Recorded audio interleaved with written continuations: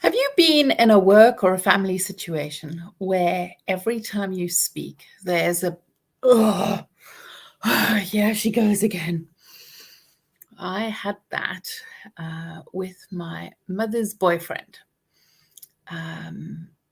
Anytime that there was homosexuality on TV and I'd be like, yay, love is love, he'd go, oh, yeah, she goes again.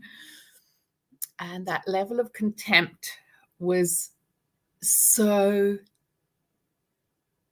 intense that it had such an impact on my mental health. I remember one time saying to him, were you deliberately trying to be vindictive and spiteful? And he said, yes. He was clear. He knew what he was doing. So let's have a look quickly at what contempt is. Contempt is sarcasm, eye rolls, shutdown, shrugs, oh, I don't know, whatever, dismissals, hostile humor, always pointing out negative memories to make somebody feel bad about themselves, ignoring, crossing their eyes, looking away, like the other person has got no value. Now, I want to share about the impact of contempt because I don't think that people realize it. There's been research done. John Gottman did intensive research into the impact of contempt. And he could tell if there was contempt in a relationship, 97% of the time he could tell if they would break up because the contempt led to divorce within 5 years. You need to really catch and notice the contempt. And it's the same in a workplace situation. Contempt destroys psychological, emotional, and physical health. It increases infectious diseases in the person. So they get more colds and flu.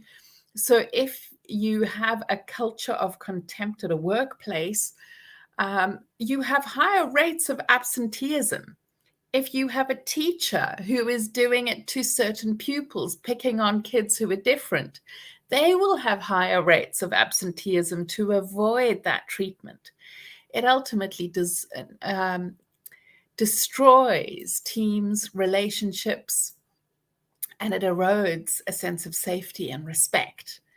So I want you to have a look, if you were feeling contempt to somebody else, to really tune into it and see what is going on here. What's happening in this? It might be that the person reminds you of somebody you didn't like who treated you badly. It may be that you had trauma. It may be that you did something that you're ashamed of and they remind you of it. For instance, there was a guy who years ago had an affair with his friend's girlfriend 20 years ago. 20 years later, the guy feels ashamed. And now every time that the friend speaks, he rolls his eyes and huffs and puffs, and the friend has no clue what's going on. And that contempt comes from his own shame that 20 years ago he was a shitty friend to his friend. So it can be really insidious things. From my case, the reason that my mother's boyfriend had such contempt to me is that the first night he came over, the only way I could get to go out when I was growing up is to basically tell a lie that I was staying at a friend's, because if I hadn't, in those days, we didn't have mobile phones. And if I didn't have a lift home, I had to stay somewhere else so that my mom could sleep without worrying. So I would lie and say I was staying at a friend's house. And then while I was out, I would ask people if their parents were taking them home and could I have a lift. So I went home at 12 o'clock and found him on top of my mother. And my mom said, it's fine. And she just told him to roll over. And I was like, no, sorry, oops. And she's like, no, come and tell me how your night was. And so I ruined his first moment of sex with my mother. And he just never forgave me. So that was described in therapy, that was the reason that he had contempt for life towards me, which I find is completely hilarious. It can be because you have a superiority issue happening where you see other people as inferior, or you were jealous of a boss who has been promoted and you feel contempt towards them. It can stem from being unacknowledged or unappreciated. So if you're a partner who is doing all the emotional and mental labor at home and the other partner is not appreciating you, anytime they ask you for anything, it might be, oh man, why do you, can't you do anything? And it may be that you have a moral high ground about what somebody's done, like they might have had an affair, or they might have done something that you don't agree with. So those are reasons that people have contempt, but it's worth working through it in yourself so you are not carrying that towards somebody. You can face it inside of yourself. Why am I feeling like this? What is going on? And then you can share what you're feeling and what you need, if it's appropriate, or take it to somebody else to deal with until you get to a place where you've owned it yourself. It's helpful to know that the majority of people are not doing this purposefully. They're not doing it to hurt others. But they need to be aware of it. So if you notice somebody treating with somebody else with contempt, it's worth sharing something because they might not be aware. And it's helpful to know that the person that you have contempt for probably could be looked at with eyes of kindness. I know I've just experienced that with my son, where a teacher feels contempt because his neurotype is different. And the teacher, my son is very intelligent and asks a lot of questions, and the teacher feels like he's catching him out. Other mentors of the teacher have said he's not. He's just being engaging and interested in the subject. So in order to shift out of this, you need to empathize with yourself, process what is there, care about what's happened, and start to shift into noticing what you appreciate and value in somebody. So over time, sharing what is good.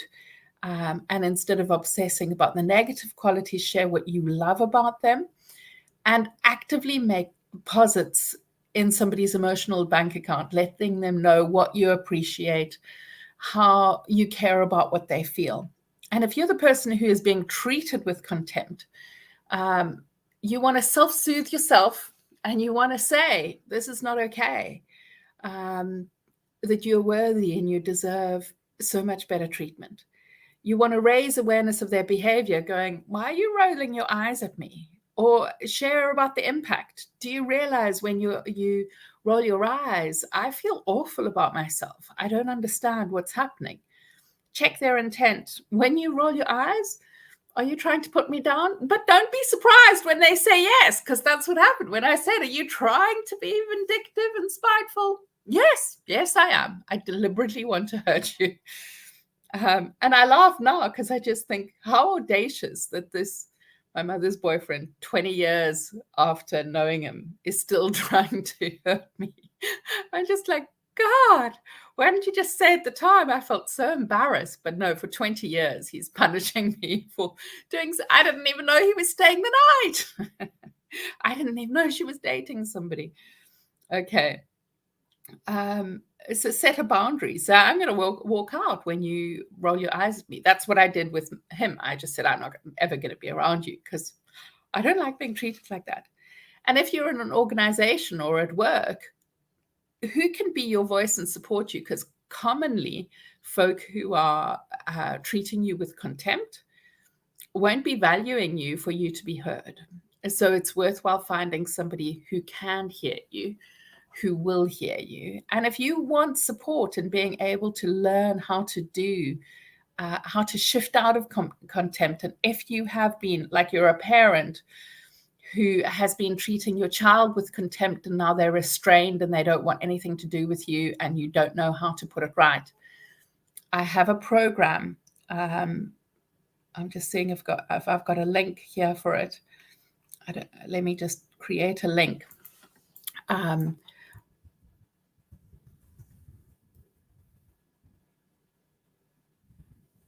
right, I'll quickly type up this link for you so that you can see it.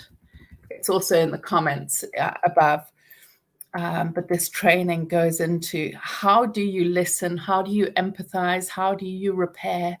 How do you apologize in a way that somebody actually can digest that you actually care and want to make a difference?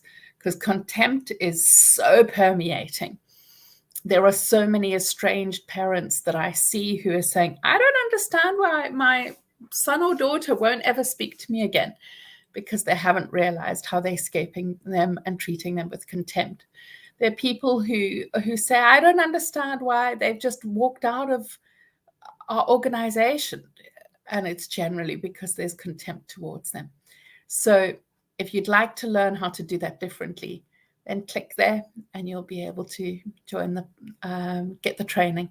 It's a self-guided training, so you can go through it step by step, 5 to 15 minutes. There are a couple of 20-minute videos, but the majority are 5 to 10 minutes. Sending you love, and I hope that helps.